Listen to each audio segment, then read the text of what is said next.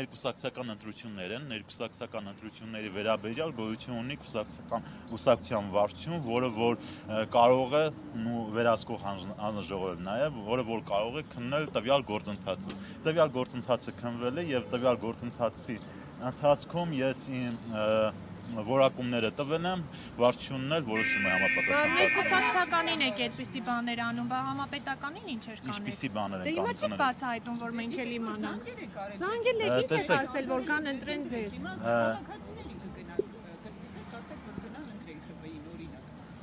Այսինքն անընդունելի մի բան արել եք, չէ՞ պարոն Գրիգորյան, որ չեղարկել են, բացատրություն եք ներկայացրել։ Հիմա ասեք, մենք էլ իմանանք, ընտրողներն էլ։ Շատ լավ, ես հասկանում եմ, որ այս գործընթացը որոշակի ինտրիգներ է առաջացել ու ձեր հարցադրումներն են բերելու դրան, որ որոշակի ինտրիգներ առաջանան, բայց ես կարծում եմ ճիշտ կլինի, որ քաղաքացիական պայմանագիր կուսակցության ժողովրդավարության վրա որովից է մեկս ցեղ չշպրտի, հա, ես մի բան ասեմ, որ կներեք էլ թույլ տվեք շարունակեմ։ Տեսեք, օրինակ, ընդդիմադիր որոշ կուսակցություններ, այդ թվում նաև այն կուսակցությունները, որոնց որ պարագլխում են կանգնած Ռուսաստանից ուղևորված քաղաքացիները, հա, մի րոպե, կներեք, մի րոպե, թող իրենք քաղաքացիական պայմանագիր կուսակցության նման ժողովրդավար լինեն, որտեղ թույլ տվեք, որտեղ որ կուսակցության առաջնորդը վարչապետի թեկնածուն պատվիրակների միջոցով է որոշվում, հաջորդը կուսակցության 50-յակը էլի որոշվում է պատվիրակների միջոցով, այսինքն այս գործընթացը բավականին թույլ կտակ վերջացնեմ, այս գործընթացը բավականին ժողովրդավարը, տեսեք, թույլ տվեք բարի, բոլորը լինեն ժողովրդավար, թույլ տվեք սահմանափակվենք այսքանով, ես իմ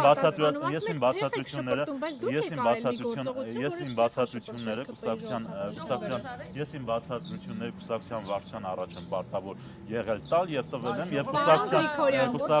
կուսակցության վարչությունը որոշում է կայացրել, որ իմ գործողությունները անհամապատասխանելի են եղել կուսակցության քարոզարշավի կանոնների հետ, այսքան է։ Ախր պարոն Գրիգորյան, ասես շփոթի ժողովրդավարության վրա ցեղ եք շփոթում։ Հարգելի Նարեկ, մնացածը ես գտնվում եմ ոչ թե կուսակցության վարչության առաջ, ես գտնվում եմ լրագրողների առաջ։ Իսկ ձեր հարցադրումը ներկուսակցական գործընթացի,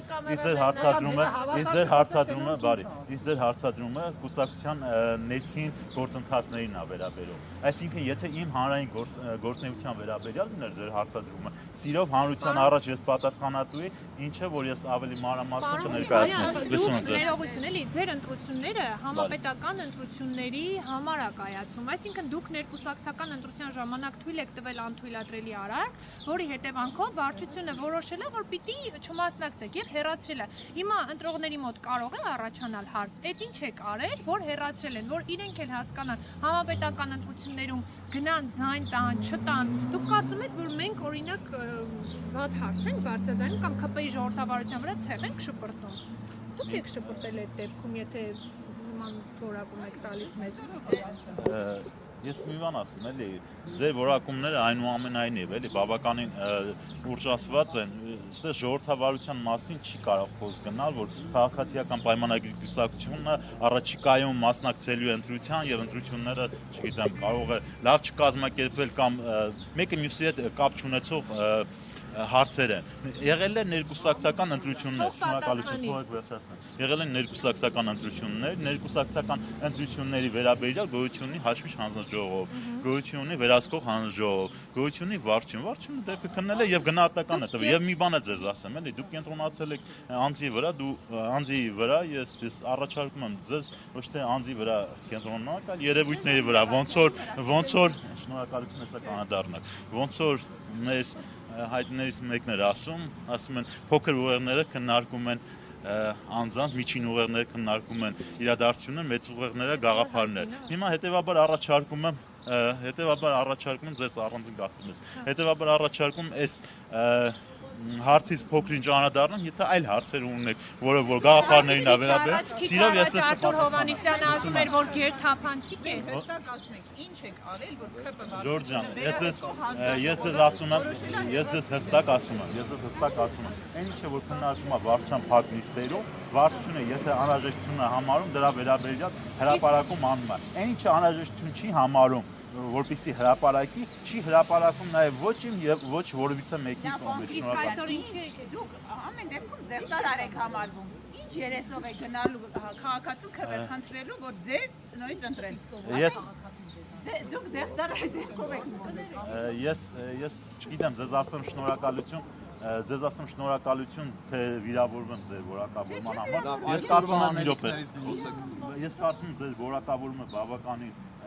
կոպիտ է ու ձեզ խնդրում եմ իբրև լրագրող,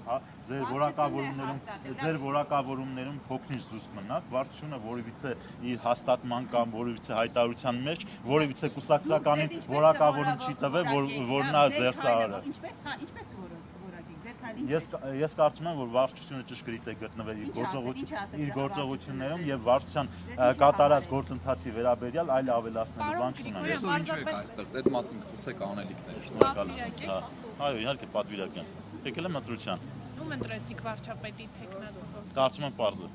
Նիկոլ Փաշինյանի։ Այո։ Տեսեք, քիչ առաջ պարոն Արտուր Հովհաննիսյանը նշում էր, որ ԿՊ-ի ժողովրդավարության վրա չկասկածեն, գերթափանցիկ ընտրություններ են տեղի ունենում։ Հիմա դուք չեք ապահովում ԿՊ-ի ընտրությունների գերթափանցիկությունը։ Դուք չեք ասում, ինչ եք արել պարոն Գրիգորյան։ Դժվար, այդ ինչ անընդունելի, հիմա կասեք որակում ենք, դա հիմա անընդունելի ինչ որ բան է տեղի ունեցել, որ պարզապես հանրությանը չեք ասում ինչա տեղի ունեցել։ Ես նորից եմ նույնը կրկնում, այն ինչը որ վարչության փակ նիստում է քննարկվում, այն ինչը որ ներկուսակցական քննարկման գործընթացների տիրույթում է, դա էդի տիրույթում է։ Ես հետևյալն եմ ընդհանրապես խնդրում, որ մեր հարգելի լրագրողները սահմանափակվեն պաշտոնական հրապարակումներ հետևյալն է եղել, որ քաղաքացիական պայմանագրի կուսակցության առաջ 50-յակից ես վարչության որոշումում դուրս եմ։ Փակ նիստում ա եղել, բայց եթե ԿՊ-ն շատ ուզենա, այդ փակ նիստում եղածնել ճակերտավոր գաղտնազերծի, ասեմ ինչու, որտեղ նույն Հակոբ Ասլանյանի վերաբերյալ հայկական ժամանակը տեսանյութ էր հրապարակել ձեր փակ նիստից, թե ինչպես է Նիկոլ Փաշինյանը ստիպում Հակոբ Ասլանյանին ասել, թե ինչպես է դարձել падգամավոր։ Հիմա դուք մտածում եք, որ այդ ձեր արածը դուրս չի գալու։ Հարգելի գործընկերներ, հարգելի ընկերներ, ես ձեր մատնանշած դեպքին անձամբ եմ ես ներկա գտնվել։ Էլի կրկնում եմ, ձեր որակավորումը ոչ թե չափազանց խիստ է, որ ասում եք Նիկոլ Փաշինյանը ստիպում է։ Ես անձամբ եմ ներկա եղել տվյալ նիստին, Նիկոլ Փաշինյանը որևիցե մեկին որևիցե բան չի ստիպել,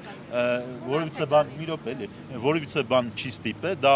քննարկման արդյունքում հարց է նրան տրվել, այդտեղ որևիցե ստիպողական որևիցե բան չկա ու խնդրում եմ էլի, քանի որ հանրության մասին ենք մենք խոսում, ձերը, չգիտեմ, հարցադրումներն էլ կարող են մոլորեցնող լինել։ Այն ինչը որ հրապարակվել է, իհարկե դրա վերաբերյալ վարչության համապատասխան որոշում ա եղել եւ միայն դրանից հետո է որովհետեւ հրապարակում լինում։ Քանի դեռ որոշում չկա, որովհետեւ հրապարակում չի։ Շնորհակալություն։ Գրական հայերեն բառերով։ Հայաստան փոքրիկ գլխավոր տնօրեն։ Զեղծարը վատ բառ չի։ Ես ոչ կորեկտ չէ, այդ իրավիճակը կոչվում է կեղծ է, զեղծարը կեղծ է։ Ես չեմ իրավիճակը։ Ես կուսակցության վարչությունը,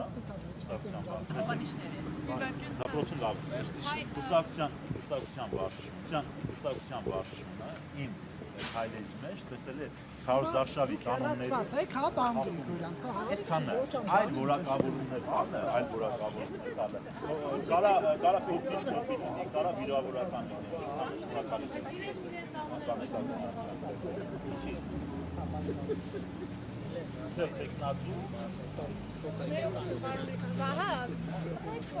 Հայ ավտոբուս, հա, ինչ միաձորիցի պաշտոն է կներկան։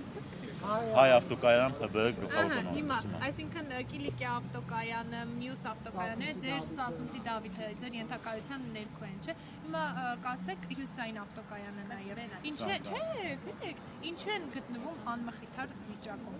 Շատ լավ։ Ուրեմն, ցավոք ցավոք սրտի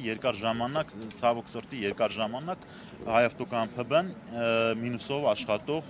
շահույթ չունեցող, վնասով աշխատող կազմակերպություն է եղել։ Ինչն է եղել դրա պատճառը։ Հավաքագրումները, մասնավոր ընկերությունները։ Կպատասխանեմ բոլոր հարցերին, նամանավանդ որ ոլորտային է։ Հայ-ավտոկայան ՓԲ-ն ինքը շահույթ չունեցող, վնասով աշխատող կազմակերպություն է եղել։ Տարիների խորքից մի շարք պարտավորություններ են առաջացել։ Ես ուրախությամբ պետք է նշեմ, որ իմ աշխատանքի անցնելուց հետո կազմակերպությունը սկսել է շահույթով աշխատել եւ մնացած առկա խնդիրները, որոնք որ դուք մատնանշում եք, այո կան, բայց դրանք փուլ առ փուլ լուծում են վերանորոգման աշխատանքներից սկսած բավականին աշխատանքներ են կատարվում։ Թե պատճառները ինչու են, պատճառները մի քանի օբյեկտիվ պատճառներ կան։ Դուք գիտեք, որ մենք նախաձեռնել ենք ՏԿՆ-ը, տարածքային կառավարման եւ ենթակառուցվածքների նախարարությունը նախաձեռնել է,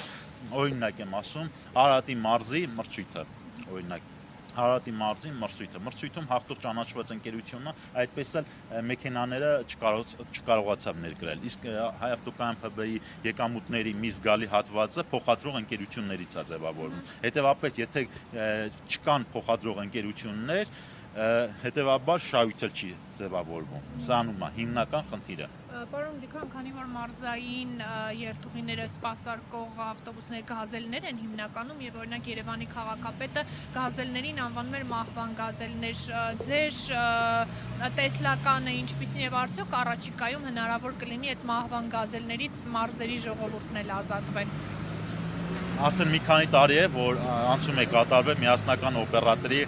գաղափարին, տարածքային կառավարման եւ ենթակառուցվածքների նախարարությունը համապատասխան մրցույթները, երբ որ հայտարարում է մրցույթային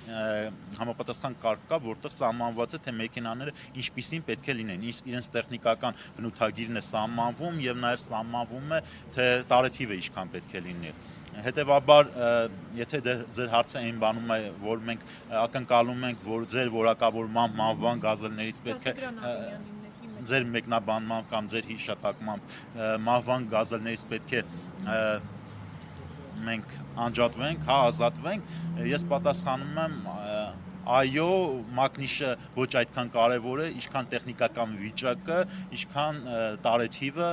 եւ այսպես։ Պարոն Գրիգորյան, 2019 որովհետեւ կներեք ձեր հարցը չմոռանաք, որովհետեւ ըստ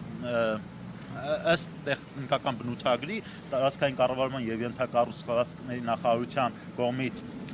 հայտարարված մրցույթի չկա մատնանշած, օրինակ, որ գազել մակնիշի միկրոավտոբուսը չի կարող մրցույթին մասնակցել, կարող է մասնակցել, իսկ մարզերում, Երևան քաղաքահանած մարզերում փոխադրումներ իրականացնում են մասնավոր ընկերությունները։ Երևան քաղաքում փոխադրումներ իրականացնում է Երևան ավտոբուս ՓԲ, որի որ բաժնետերը, հա, կարելի ասել, հա, հիմնադիրը կարելի ասել Երևանի քաղաքապետարանն է։ Մարզերում այլ է, մարզերում մասնավոր ընկերություններն են եւ 2019-ին, երբ Հակոբ Արշակյանը նախարար էր, գնացել էր Կիլիկիա կենտրոնական ավտոկայան, ասել էր, որ պետք է շատ վատ վիճակ է, խիստ հակասանիտարական, այսպես գարշահոտությունը հատացնում եւ 7 տարվա ընթացքում, այսինքն 7 տարի, որևէ բան չի փոխվել, պարոն Գրիգորյանը, եւ մեկ հարց էլ մասնավոր փոխադրումների հետ կապված ճիշտ եմ։ Հակոբ Արշակյանը 19 թվականին խոստացել է լուծել այդ հարցը։ Ես մի բան ասեմ, էլի ձեզ։ Ես մի բան ասեմ ձեզ, այս պահին հայ-ավտոկայան ՓԲ-ի 10-ամյակների պատմության մեջ եւ հավաքագրումները եւ եկամուտները ամենամեծն են, եւ կատարված աշխատանքն էլ ամենամեծն է։ Այլ բանը կներեք, էլի չկա տենց բան։ Այլ բանը, այս վերջերս լրագրողներից որևիցե մեկն էր, չեմ կարող մատնանշեմ, հատված է նկար է բան տեղադրել, դա հայ-ավտոկայան ՓԲ-ի տարածքը չէր եւ մեր մաքրման, ասենց ասած, մեր աշխատանքների տիրույթին չէր։ Մյուս հարցը ձեր տվեք, շնորհակալություն։ Որափոխադրումների հետ կապված նախկինում հայտնի էր, որ օլիգարխներին պատկանող ընկերությունները նրանց մարդիկ են այն իրականացնում։ Իրավիճակը փոխվել է, հիմա ովքեր են դա իրականացնում, մասնավոր մարդիկ ովքեր են։ Այս պայդրությամբ 216 ընկերություն են սպասարկում, չեմ կարող 216 ընկերություններին Օրինակ, Արմավիր Երևան գիծը առանձնացրած Ես լինեմ, Երևան Արմավիր։ չեմ ուզում որևիցե մեկին առանձնացրած լինեմ, բայց կարծում եմ քաղաքացիները տեղյակ են լինում, թե իրենց երթուղին կոնկրետ Լավ, Երևան Արմավիրը ով է իրականացնում։ Երևան Արմավիրը ով է իրականացնում։ Չէ, ինչ կաշկանդվածություն ունեք Որից է ասելու, որից է կաշկանդվածություն Լավ, Արտիկ հարցը Երևան, Ժորժան հարցը բավականին պրիմիտիվ է, պետք է ով է իրականացնում կազմակերպության ասում անունը նախկինում օլիգարխներին էր պատկանում, Այո։ հիմա ինչն է խնդիրը, որ ասեք Ճիշտ հիմա է, ով է։ Սամվել Ալեքսանյանի մտերիմներ Երևան Արմավիրը իրականացնում։ Այն տաքսիները, ավտոբուսները։ Կարծում եմ հիմա էլ են իրենք մտերիմ, այլ հարցեր ունեք, Հիմա էլ են իրանք իրականացնում։ շնորհակալություն։